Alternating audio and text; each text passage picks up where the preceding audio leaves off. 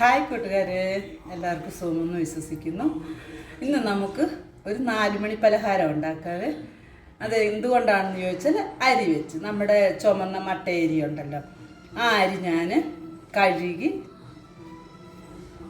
ഒന്ന് വെള്ളം തോർത്തി എടുത്തിട്ടുണ്ട്. വെള്ളം തോർത്തി വെയിലത്ത് വെച്ചിട്ടില്ല, ചുമ്മാ നമ്മൾ ഈ ഓട്ടപാത്രത്തിലിട്ട് വെള്ളം തോർത്തി ഇതെടുത്തിട്ടുണ്ട്. ഇത് വെച്ച് നമുക്കിന്നൊരു അരിയുണ്ട ഉണ്ടാക്കാം.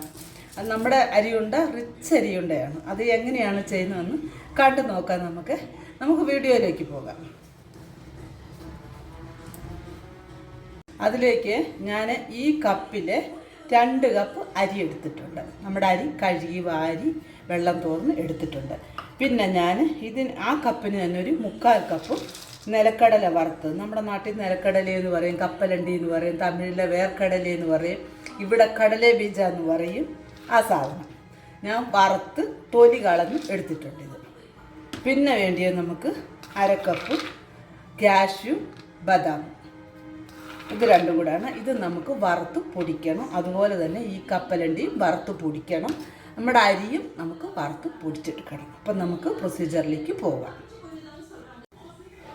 ഇതിലേക്ക് ഞാൻ ആദ്യമായിട്ട് അരി വറക്കാൻ ഞാൻ ഒരു ചീനിച്ചട്ടിയാണ് വെച്ചേക്കുന്നത്. ചീനിച്ചട്ടിയിൽ വെച്ച് നമുക്ക് അരി നന്നായിട്ട് വറുത്തെടുക്കാം.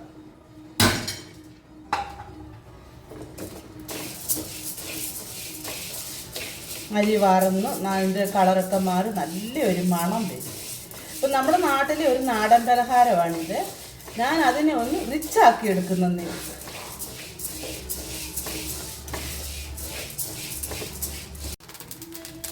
അങ്ങനെ നമ്മുടെ അരിയൊക്കെ ഇവിടെ പൊരിയാൻ തുടങ്ങിയിട്ടുണ്ട്. നന്നായിട്ട് ചൂടായി. സൗണ്ട് കേൾക്കുന്നില്ലേ? നമുക്കിതിനകത്തോട്ട് തന്നെ ഫ്ലേവറിന് ആവശ്യമായ ഏലക്കാപ്പൊടി ചേർത്ത് കൊടുക്കുക. ഇപ്പോൾ പൊടി ഇല്ലാതെ കാരണം ഞാൻ ഏലക്ക തന്നെ ഇട്ട് കൊടുക്കുകയാണ്. ഞാനൊരു 5-6 ഏലക്ക ഇട്ട് വെച്ചിട്ടുണ്ട്. നമ്മളിത് കൈ വിടാതെ ഇളക്കണം, ഇല്ലെങ്കിൽ ഇത് അടിക്ക് പിടിച്ച് കരിഞ്ഞു പോകും. അരി അങ്ങ് അടി കിടക്കുന്നത് കരിഞ്ഞു പോകും, മേടി കിടക്കുന്നത് ഇതുവാകും, പൊരിയുകയും ചെയ്യും. ഇനി കുറേ കൂടെ പൊരിയാനുണ്ട്, നന്നായിട്ട് പൊരിയട്ടെ. അങ്ങനെ നമ്മുടെ അരിയെല്ലാം ഇവിടെ നന്നായിട്ട് പൊരിഞ്ഞ് വന്നിട്ടുണ്ട്. നല്ല മണം വരുന്നുണ്ട്. ഈ അരി മൂത്ത് വരുമ്പോഴത്തെ ഒരു മണം വരുന്നത് നല്ലതായിട്ട് ചുമന്ന് കണ്ടോ എല്ലാം ആയിട്ടുണ്ട്. ഇപ്പം നമ്മളെല്ലാ അരിയും പൊരിഞ്ഞ് കഴിയുമ്പോൾ നമുക്ക് ആ സൗണ്ട് നിൽക്കും, കണ്ടോ? ഇപ്പോൾ ആ സൗണ്ട് വരുന്നില്ല, കാരണം എല്ലാ അരിയും പൊട്ടിയെന്നുള്ളതാണ്, മലർന്നെന്നുള്ളതാണ് അതിൻ്റെ. നമുക്കിതിന് ഇതൊരു പാത്രത്തിലേക്ക് മാറ്റാം. ഇതിനകത്ത് തന്നെ വെക്കരുത്, മാറ്റിയിട്ട് ഒന്ന് ചൂടാറിയതിന് ശേഷം വേണം പൊടിച്ചെടുക്കാൻ.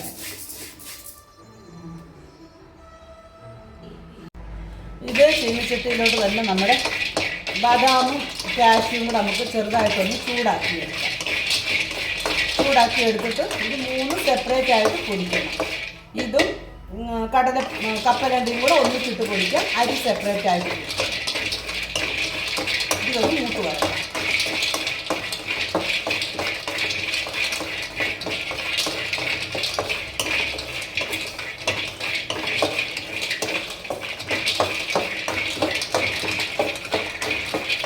കൂട്ടുകാരെ, ഇതിനകത്ത് വേണമെങ്കിൽ ഇത് ചൂടാറി വരുന്ന നേരം കൊണ്ട് നമുക്ക് മധുരത്തിന് ആവശ്യമായ വെല്ലം ഒന്ന് ഉരുക്കിയെടുക്കാം.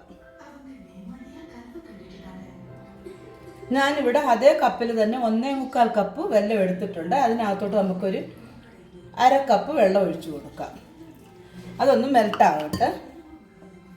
അപ്പോൾ മധുരമൊക്കെ അവരവരുടെ ആവശ്യത്തിന് എടുക്കാം, പക്ഷേ ഇതിനൊക്കെ ഒരു ശകലം മധുരം ഉള്ളതാണ് നല്ലത്. ഇതവിടെ ഇരുന്നൊന്ന് മെൽട്ടാവട്ടെ. അങ്ങനെ ഞാനെല്ലാം പൊടിച്ചെടുത്തുകൊണ്ട് വന്നിട്ടുണ്ട്. നമുക്കിത് എങ്ങനെയാണ് തയ്യാറാക്കുന്നത് നോക്കാം. ആദ്യമായിട്ട് ഞാൻ ചൂട് കട്ടിയുള്ള ഒരു പാത്രം വെച്ചിട്ടുണ്ട്. പാത്രം ഒരു നന്നായി ചൂടായിട്ടുണ്ട്. അതിലേക്ക് നമുക്കൊരു 3 സ്പൂണ് നെയ്യ് ഇട്ട് കൊടുക്കാം.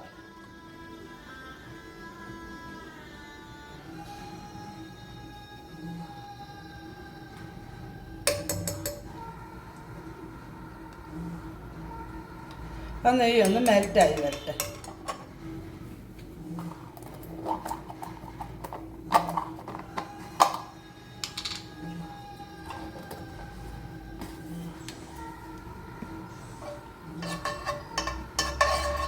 നെയ്യൊക്കെ നന്നായിട്ട് മെൽറ്റായിട്ടുണ്ട്.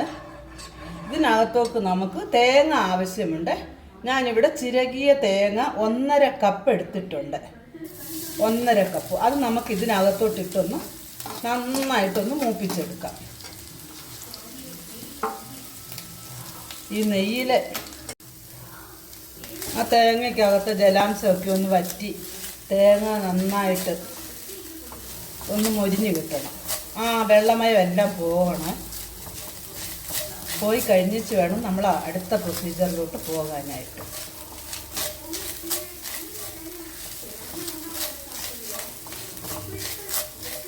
ഇച്ചിരി കുറച്ചിട്ട് അങ്ങനെ നമ്മുടെ തേങ്ങ എല്ലാം ഇവിടെ നന്നായിട്ട് വെള്ളമയം എല്ലാം പോയി വന്നിട്ടുണ്ട്. നമുക്കിതിനകത്തോട്ട് നമ്മൾ ഉരുക്കി വെച്ചേക്കുന്ന നമ്മുടെ ശർക്കര ഒഴിച്ചു കൊടുക്കാം.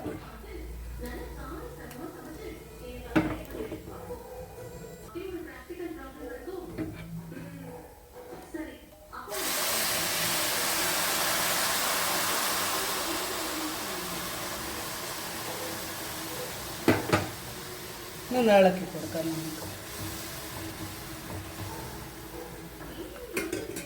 ഇതിനകത്തൊന്നും നന്നായിട്ടൊന്നും കൂടെ ഒന്ന് വേകട്ടെ. വെന്ത് കഴിഞ്ഞിട്ട് വേണം നമ്മുടെ അടുത്തതായിട്ട് നമ്മുടെ പരിപാടി. നന്നായിട്ടൊന്ന് തിളക്കട്ടെ. തേങ്ങ ഒന്നുകൂടി ഇതിനകത്തൂടെ ഒന്ന് വേകട്ടെ.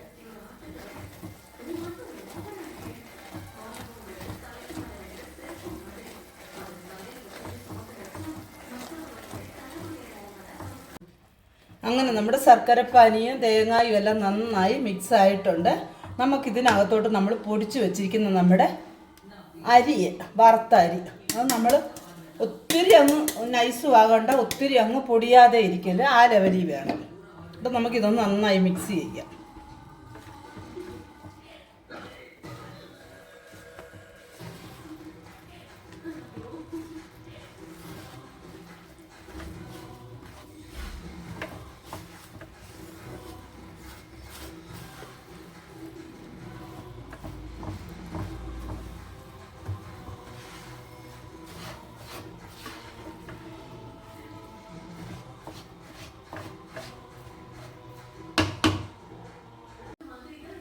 മിക്സ് ആയിട്ടുണ്ട്. ഇതിനകത്തോട്ട് നമുക്ക് ഇനി നമ്മൾ പൊടിച്ച് വെച്ചിരിക്കുന്ന നമ്മുടെ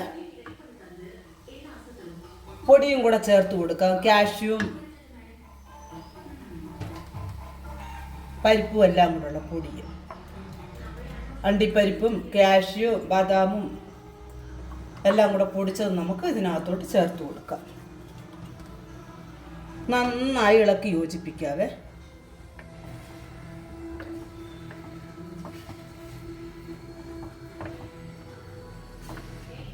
ഇപ്പം നമ്മൾ മീഡിയം ഫ്ലെയിമിലാണ് സ്റ്റൗ വെച്ചിരിക്കുന്നത്. അപ്പം ഇതിനകത്തോട്ട് നമുക്ക് ഇച്ചിരി നെയ്യും കൂടെ ഒക്കെ ചേർത്ത് കൊടുക്കാം.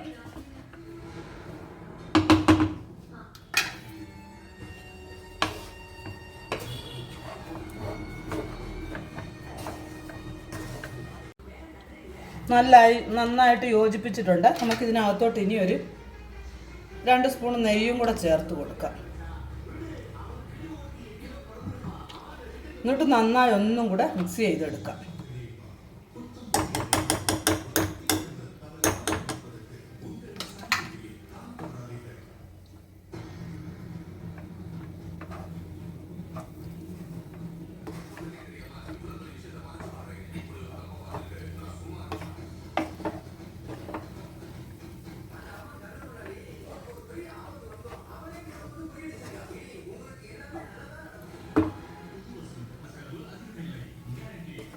നമ്മുടെ അരിയുണ്ട മിശ്രിതം അങ്ങനെ ഇവിടെ റെഡി ആയിട്ടുണ്ട്.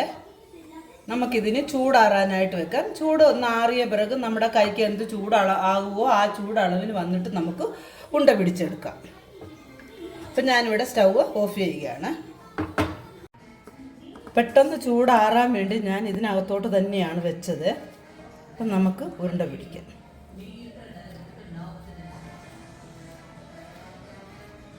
നല്ല സൂപ്പറായിട്ട് വന്നിട്ടുണ്ട്. ഉണ്ടോ? ഇവിടെ ഉണ്ടയെല്ലാം ഇങ്ങനെ വന്നിട്ടുണ്ട്. നമുക്ക് കയ്യിൽ ഒരിച്ചിരി നെയ്മയം പുരട്ടി വെച്ച് എടുക്കുകയാണെങ്കിൽ ഒന്നും കൂടെ നന്നായിട്ട് വരും.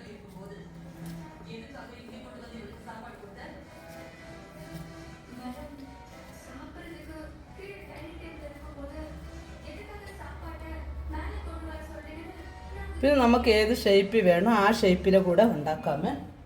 ഞാനിവിടെ ഒരു ബോട്ടിൻ്റെ അടപ്പ് എടുത്തിട്ടുണ്ട്. അതിനകത്തോട്ട് ഇച്ചിരി നെയ്യ് തടവിയിട്ട് നമുക്കിത് നിറച്ച് കൊടുക്കാം.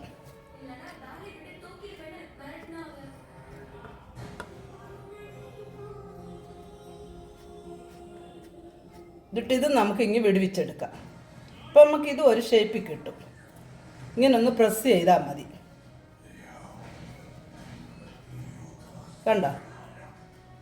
ഇങ്ങനെ ഒന്ന് പ്രസ് ചെയ്തിട്ട് നമ്മുടെ കയ്യിലോട്ട് കമത്തിയാൽ മതി. ഇതാ, നമുക്കിതും കുറേ ഉണ്ടാക്കിയെടുക്കാം. നമുക്കെല്ലാം ഇങ്ങനെ ചെയ്തെടുക്കാം. കൂട്ടുകാരെ, അങ്ങനെ നമ്മുടെ അരിയുണ്ട എല്ലാം ഇവിടെ റെഡി ആയിട്ടുണ്ട്. നോക്കൂ, ഞാൻ 3 ഷേപ്പിലാണ് ഇവിടെ എടുത്തേക്കുന്നത്. ഒന്ന് വേണ്ട ഈ ഷേപ്പിൽ, കണ്ടോ? ഈ ഷേപ്പിൽ. ഇന്നൊന്ന് ഞാൻ വേറെ ഒരു ഷേപ്പിൽ എടുത്തിട്ടുണ്ട്. വേണ്ട,